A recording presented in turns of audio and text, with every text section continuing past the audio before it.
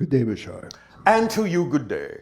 I'm so glad you're here. I appreciate you sharing the formula with us. It's brought me many interesting things. Well, we thank you for being willing to apply it in your life, because that's what makes the difference. We can talk all day long about all sorts of ideas and principles, but only when you apply it do you get the proof that it works. So thank you for applying it. It's good having the information. Yes. When Willa was with us here previously, she talked about the ocean and that they have a process of desalinating the ocean to use for water. Yes. Is there any information you could share to help us learn how to use that technology? Well, again, it's based on resonance. So they have certain devices that contain filtration systems that each vibrate at certain frequencies that allows the salt to go one way and the water to go another. A lot of these are tubular in nature, and the outer structure would appear, or the inner structure, I suppose you would call it, because there is the main inner structure, but there is an outer sheath. But the main structure is tubular, but has many openings in it. You would say perhaps that it looks like it's almost woven in a crosshatch pattern all the way along. And there are layers of this, and each layer operates at a certain frequency that distills out the salt from the water. Does that make sense to you? Somewhat. All right, well, obviously this technology is something that your planet hasn't invented yet. Therefore, it may take a little bit of investigation, a little bit of understanding of the difference in frequencies between salts and water, and being able to create certain kinds of containers through which the water flows that actually removes the salt, because it is attracted to harmonic frequencies that are representative of its structure. How do we figure out what the different frequencies of the salt? By getting the different substances to resonate and measuring what those frequencies are, and then duplicating those frequencies in a device that would cause those materials to be drawn toward their harmonic frequencies and pulled out of the water. That's awesome. Well, yes, it works quite well. How do I become more aware of dreaming while I'm dreaming? I don't often remember. Well, it can work differently for many different people. You can give yourself a symbol that when you see something in the dream, it will remind you that you're actually dreaming, and you can become lucid. That works for some people. But you will have to find what works for you on your own, because everyone is different. When I'm creating art, or sometimes when I'm dancing, I can feel something else come through me, or maybe lots of other things coming through me. Can you explain One that? moment. All right, here's a suggestion that may begin to work for you as we pick up on your vibration. Tell yourself to dream about a clock. You follow me so far? Yes. When in the dream you see the time on the clock, tell yourself to look away and then look back. In a dream, the time on the clock will never be the same. And therefore, that might remind you that you're dreaming and help you become lucid and awake in the dream. Okay. All right? Yeah, definitely. Anything else? Yeah, in times when I'm like either making art or sometimes when I'm dancing, I feel like it's not me. I feel like there's something else that's coming. Well, it's through more at of that you. time. It's Just more more of of you. me coming through. Yes, of course. Because you're also feeling all the connections you have and identifying more strongly with those connections, which can sometimes be interpreted or translated as not being you. But nevertheless, it's just that you're experiencing more of the connections that you've made to more of yourself in different places and times and forms and so on and so forth. So it's just more of you, ultimately. That's awesome. Yes, it is. Anything else? Yeah, I've always had connections with cats. They Yes. tend to treat me like another cat. Is Yes. that just my is that my expectation that they do that, or is Well, it's your vibration. They recognize that you are giving off a familiar and similar vibration to them. Is that awesome too? It is for sure. I believe you have a song on your planet. Everything is awesome. Everything is awesome. Yeah. Sounds like your theme song. I think it is today. All right. So, will that do? You've said before you were expressed geometrically as opposed to mathematically. Can you explain that a little further? Yes. Instead of using the idea of mathematical equations to express physical principles or physics principles, we have consolidated the idea down into geometric forms. For example, you have what's kind of called an exclusion principle. You can't, shall we say, in certain circumstances, measure the speed and the position simultaneously of an object, because once you measure its position, you have frozen the speed. If you measure the speed, you don't know where it is. You don't know its position.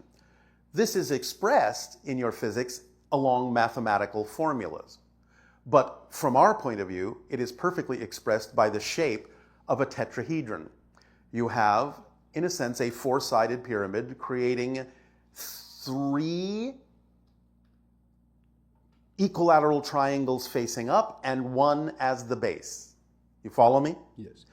Well, the idea is that there are 3 points on the base, let's just say ABC or XYZ, and that represents the idea of, let's say, the physical position. But the 4th point is up here, not in the same plane as the other 3 particular notations. Therefore, it is up here, and that is the component of time, momentum, if you wish. So the idea is that you can have 2 components of space and 1 of time, but you can't have all 3 components of space and 1 of time because they're not in the same plane. So that's an exclusion principle expressed by a tetrahedron rather than a mathematical formula. Does that help? That does help. All right. Will that do? Why does it feel so important to be barefoot at times? So you can connect to the earth more directly. Nice. Will that do? Thank you so much. Awesome. Much love.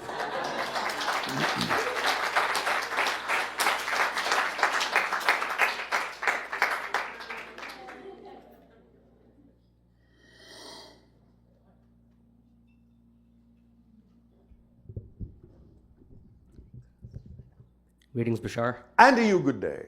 Just want to say thank you and Darryl for sharing all the information you shared over the years. Again, both of our passions and our pleasures.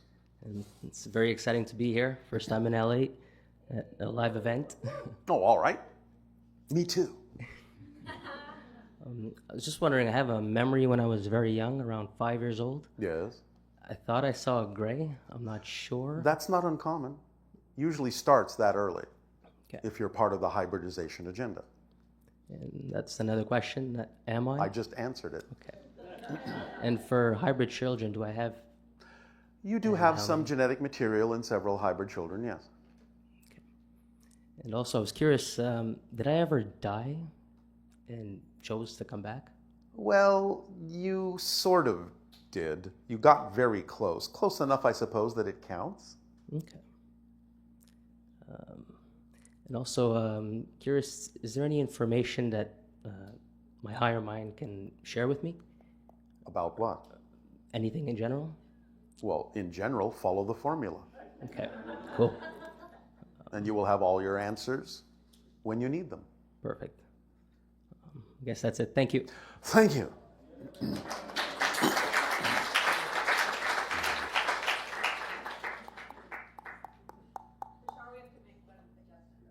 Yes.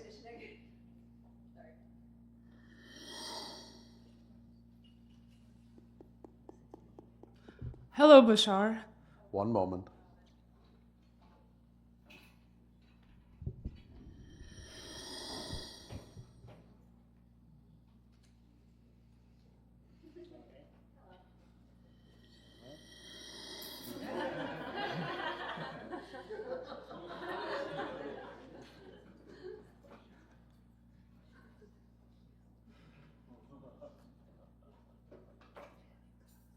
Thank you.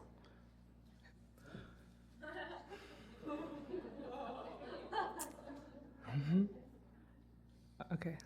So, And to you, good day. thanks. Ooh, it's really wonderful being in your energy, honestly. And yours as well. Thank you.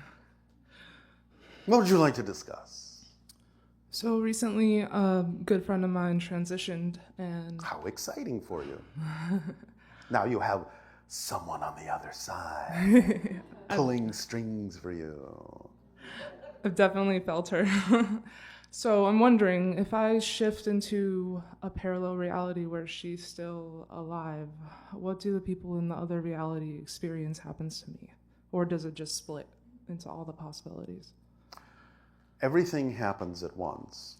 It depends simply on what is relevant for your focus as to what you experience of that nature. And others will create or not create the version of you that they need to see. Okay. How do you stop that from feeling too realistic or too, How do you stop what from feeling realistic? the shift? Why would you want to stop it? You are implying that there's something to be afraid of here? I guess it feels like the people around me are singular instead of shifting constantly. But Yes, I understand that's the illusion of continuity in physical reality, but it's an illusion. You're constantly shifting. okay. It is definitely comforting to know that, but at times it can be a lot to take in. Well, it can be a little disorienting when you're not used to it, but it's part of the evolutionary process of your growth to understand more and more and more of what's already going on, to be able to comprehend more and more and more of the shifting you're already doing. How You never exciting. shift more than you're shifting. You just become more aware of the shifting you're already doing. And you can use it more consciously to your benefit by navigating through it in the way that you prefer, in the direction that you prefer, toward the reality experience that you prefer, by following the formula. That's all you have to do. You don't have to overthink this or get caught up in the minutiae of the mechanism. Don't overthink it. Don't overcomplicate it. Just follow the formula. Act on your passion to the best you can. No assumption, no insistence on the outcome. Stay in a positive state no matter what happens so you can receive the benefit. Therefore, in that context, nothing can go wrong. Whatever happens is what needs to happen. And it won't matter what happens because it's not about what happens. It's about what you do with what happens that makes the difference in your reality experience. So why be afraid of whatever it is that might happen when you know that the only things when you're in that state that can happen are the things that serve you? Who cares what happens? You can use everything to your advantage because that's how powerful all of you are. So why not follow that track and stop worrying about the things that might happen? Because the things that happen in the state you prefer are only the things that serve you. That's the definition of that state. You can't have something different in that state. Is this making some sense? 100%, yes. Is this helping? Yes, thank you. All right. And my last question is, so what happens if consciousness goes through a black hole? Depends on the kind of black hole. But do understand that everything is made of consciousness. I do. So you're simply saying what happens if one form of consciousness interacts with another form of consciousness that happens to express itself in this particular way. It depends upon what the interaction is about. It can be many different things.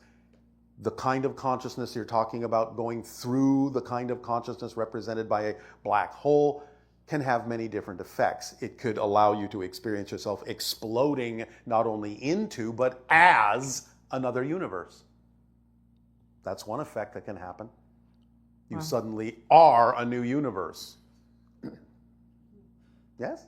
Yes, thank you very much. You are very welcome.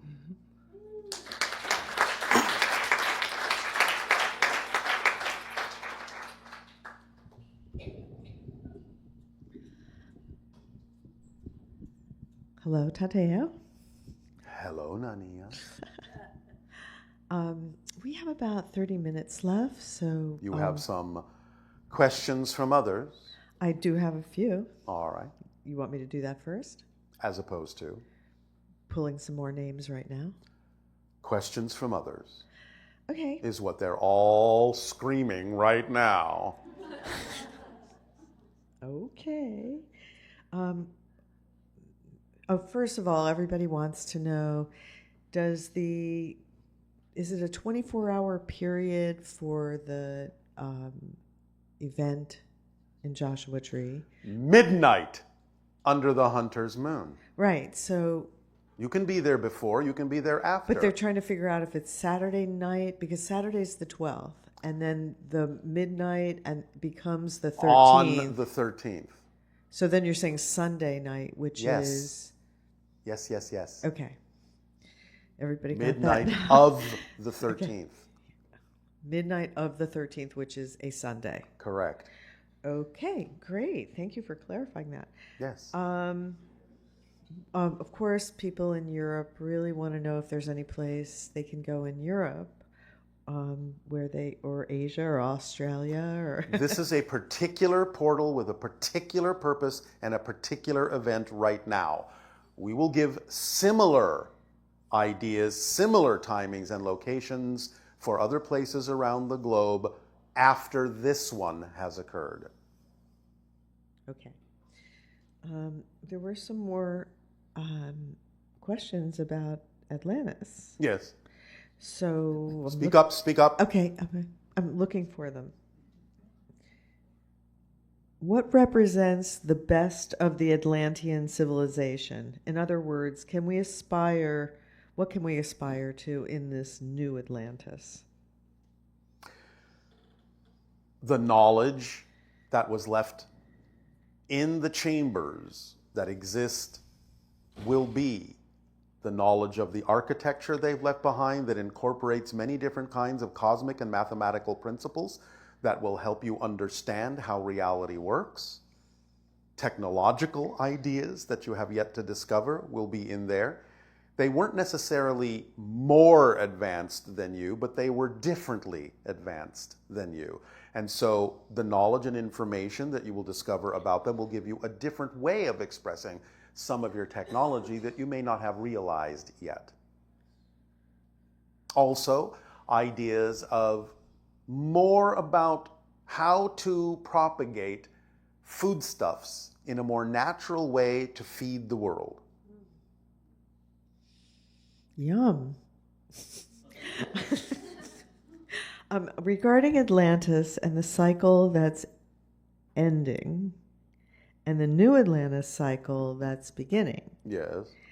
Does this correlate to approximately the 26,000 year precession of the equinoxes? No. Okay.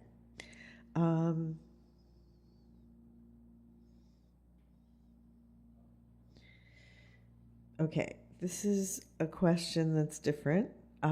There is controversy over the Joker film, as some believe it will inspire lonely males to violence against an unfair economic system in the West. Is this male-centered nihilism related to Atlantis? You're joking, right?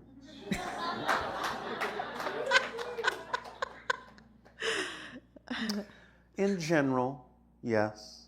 It is the imbalance of the male and female energy that was expressed through many of the males that allowed there to be the vibration that brought about the destruction. And could a human being naturally breed with an Orion? Did this actually occur in Atlantis? No. Okay. You must understand that the ancient Orion systems that we're talking about something that is millions of years ago in your counting. Not thousands of years, millions of years ago. At the end, did the Atlantean civilization rely too much on technology and lose their balance with nature? Many of them did, yes. Is that why you're always telling us to get out in nature more? It's one of the reasons that balance is crucial. You remain grounded so you can reach for the stars in a balanced way. So this is from the same person that ask the Joker question? Yeah. And I'm not joking. Speaking of Halloween, do Essassani have any cultural horror stories that they would like we to tell tall tales of earth to frighten our children. Just joking. No, of course not.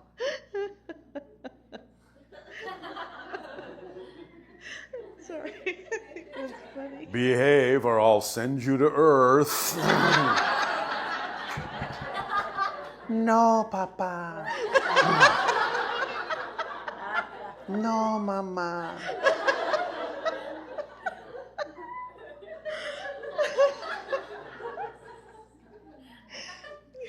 Do you share any stories that have things like werewolves and vampires?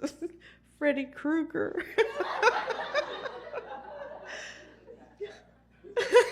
As I said, earth. Okay. But no, not really. We do not tell tales like that, and there are no experiences like that in our reality. We understand that in the cosmos, there are different kinds of beings.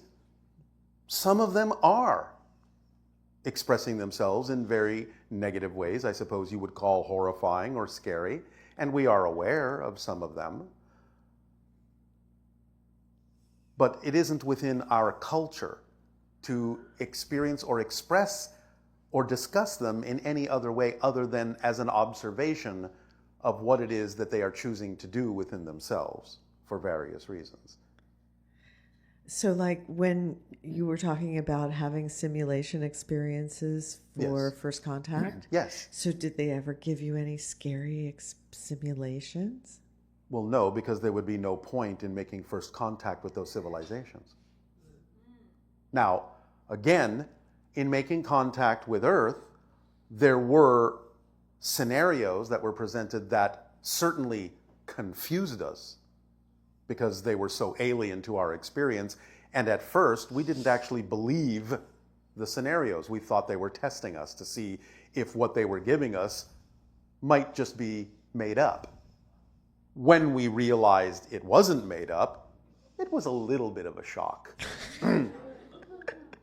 But that's about as far as it goes for us. What about it like a simulation where you know, like you said, they don't want to send you out before you have a little experience? Yes. So you don't mess up? Yes, but remember, we rely on our connections to simultaneous incarnations to do that. Do you understand? Yeah. Well, in other words, you already know that any society we're going to make first contact with, we have a life in that society first, so that we can absorb the understanding of the positive, the negative, the neutral of that society, so that you won't be so alien to us, and we won't be so alien to you. That's why, again, euphemistically, the channel is one of my past lives, so that in his experience of living on Earth, I can access that information and those experiences to be able to relate to you, and so that you can relate to us. Without those incarnational experiences in the societies that we choose to contact, we would simply be too alien to one another. We wouldn't understand one another. There would be no common ground. There would be no translation. So if you were experiencing a simulation in your early training experiences, Yes. and you didn't know it was a simulation, Yes. they didn't always tell you it was a simulation, right? They do it in that way so that our responses will be real.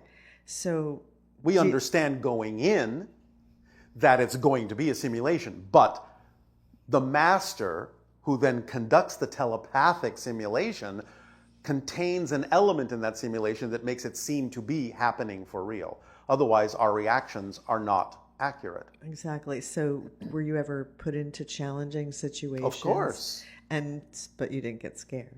Well, no, there was no reason to get scared. There might have been many reasons to be puzzled for a while, but there's no reason to get scared. We understand going in that anything has an answer. There's always an alternative. We're taught that first, remember. We have the basics going in first of how things work so that we can apply the principles, the instruction manual, in our own simulation. So there's no reason for us to choose to be afraid of what's going to happen, no matter how it looks. And some of our military, they train, not to panic. Yes. Because panic kills. Yes. So this is a similar idea then. Well, sort of, but we're not trained to not panic. Yeah, because you wouldn't panic. Correct. Because you wouldn't get afraid. We are trained to understand that there is simply no reason to choose to panic. It makes no sense to us. It's that ingrained. It's sort of the difference between a stable consciousness and a consciousness moving towards stability. Yes. Okay. We are not moving towards stability. No, but we are. I know. Yes. So, any more?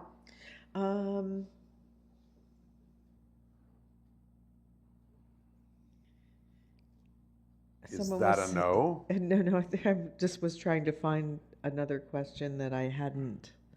Okay, so after finishing the 30 days cryptic meditation, Yes. negative people started coming to this individual and interfering in their behavior. Interfering? Well, that's Or offering trying an opportunity to express what you've learned in the meditations about becoming a cryptic. So the person wanted to know how to be sure on the full moon I'm not connecting with those or other negative beings. How to be sure? Yes. You're talking about the idea of what we suggested about going to Joshua Tree or some other full moon? I think it's Joshua Tree. Well, then the certainty is to not go.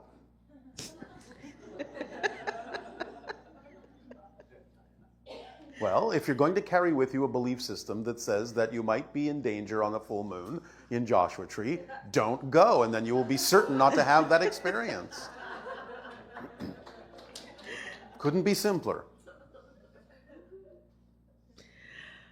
Okay, well, Yes? I'd love to go back and look at some of the other questions from yesterday in case we had a few. Yes. But But it would take me a moment. Should we have someone else ask a question and I'll... no. Okay. I'll see For if I this can go night- back there. Timing is different. Okay, I got it. So maybe I can come up with a few here. Unless you're done. How perceptive of you. It is actually time for your short break before the holotope meditation. Okay. So take a short break. We will resume this transmission then. Okay. I'll see everyone in 15 minutes.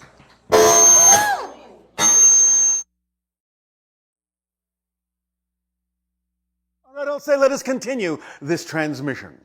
Now, first and foremost, before we begin with the meditation, the electronic experience that you had when we disconnected from the channel is because we didn't completely disconnect.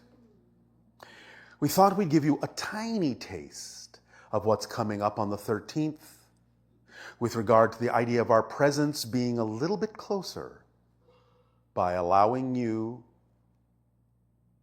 to match our heartbeat.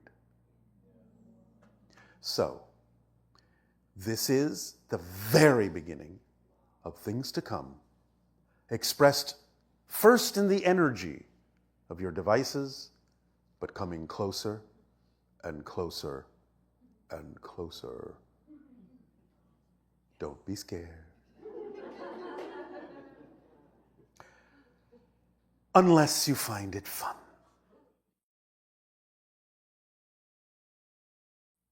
And now, allow yourselves to relax. Let go of the cares of the day. Take a deep breath in and let it out. And continue to breathe deeply and easily as you allow your lights to shift and your music to play. And to begin the journey to the portal at midnight under the hunter's moon. Because you can begin to project yourselves there now ahead of the physical date, since all things are here and now. So be with us now in that vortex in Joshua Tree at midnight under the full hunter's moon. Stand upon the ground, sit upon the ground, lie upon the ground, whatever is your wish, and gaze up at the stars and the moon and the clouds of the night sky. As you feel the energy build with anticipation of an opening, of a door, slowly opening, wider and wider and wider, so that you may see through to the other side, a dimensional doorway, a portal, a vortex. And on the other side, other forms of consciousness peeking through that door at you, watching, observing, feeling the invitation you have sent by the opening of the door. And that consciousness passes through the door, crossing the threshold into your reality, still hovering in the sky, observing you all and awaiting the signals, receiving the signals, the vibrations, the frequencies of your inner beings, letting those frequencies wash over and through the other consciousness, taking it in, absorbing it, feeling it,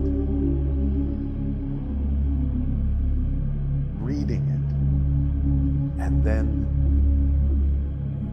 silently at first, and then as a whisper, speaking to you, casting spells of energy in the language of light that crystallize in your consciousness as symbols, images, feelings, translations, ideas, imaginings. Uncharted territories unfold in the map of your mind as the stars across the sky connect in your imagination through lines of light, forming asterisms, constellations that allow you to chart a course not only upon your planet, but through the cosmos, to rise upward, whether standing, sitting, or lying down, to rise upward to meet the consciousness that descends toward you, and to feel your heart open as its heart opens to you, and to meet in the middle, in the sky, in the stars, in the clouds, in the night, under the light of the moon that illuminates not only the landscape around you, but the soul within you, the mind within you, the spirit within you, illuminates every cell of your being and calls forth the true self. Fear not, it says, for we are your family. We are those parts of yourself that you do not yet know, but will come to understand, will come together with, will come to know deeply. And the more deeply you know yourself, the more deeply you will know us. For we are but mirrors, and in us is reflected. The grace and potential of your being. Dance with us now among the stars.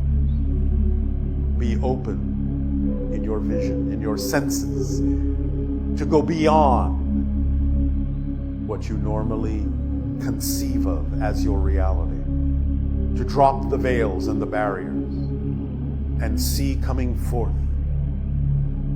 a spread of lights, a spread of stars that are not stars, but beings of consciousness. And though the stars themselves also have their own form and expression of consciousness, these come to you as extensions, as sparks of light and life. And as you meet them and as you match them, the spark within you ignites and shall forevermore burn bright and shall forevermore be within you as a light in the lantern that lights your way, that lights your path, the path that is you. Be open on this night under the hunter's moon. For what you are hunting for is yourself. What you seek is more of you. It is not game that you hunt, but knowledge of the game that you play on earth. Knowledge of the theme you have chosen to explore. Under the hunter's moon, all can be revealed.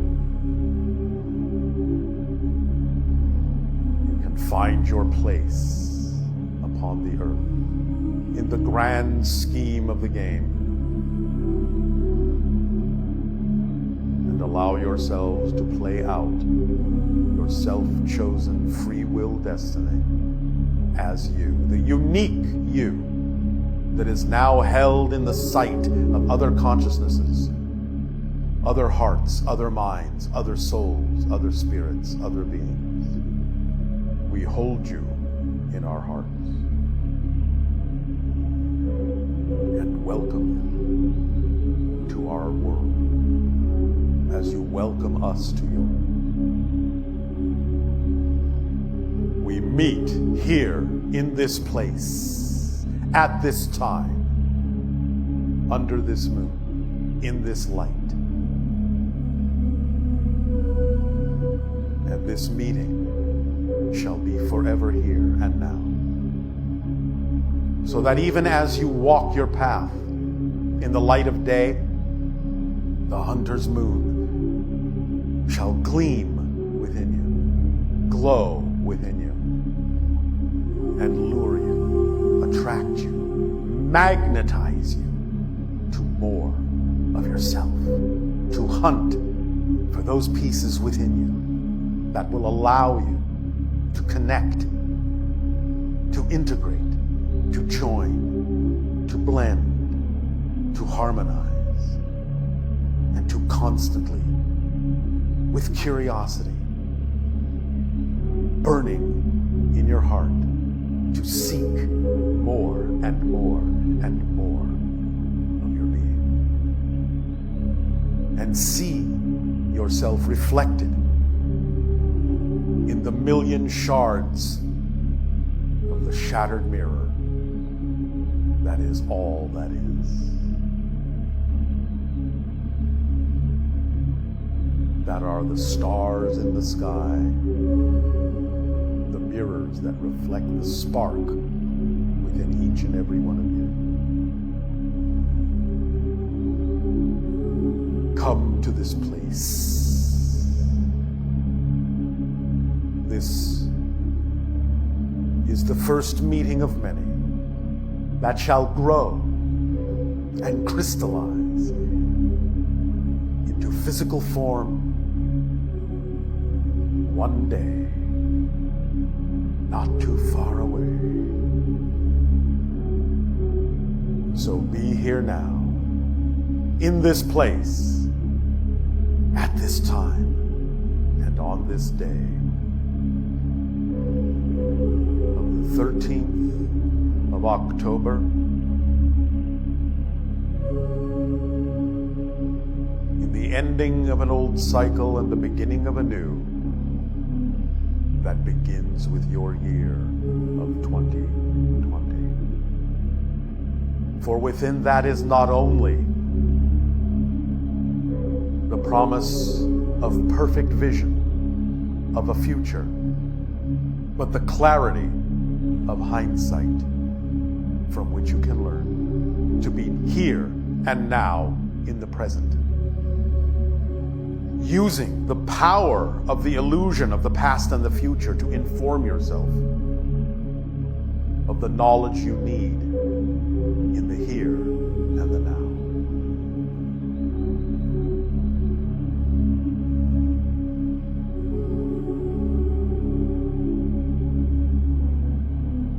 Be at peace, be in joy, and feel the beating of your hearts and the rhythm of your breath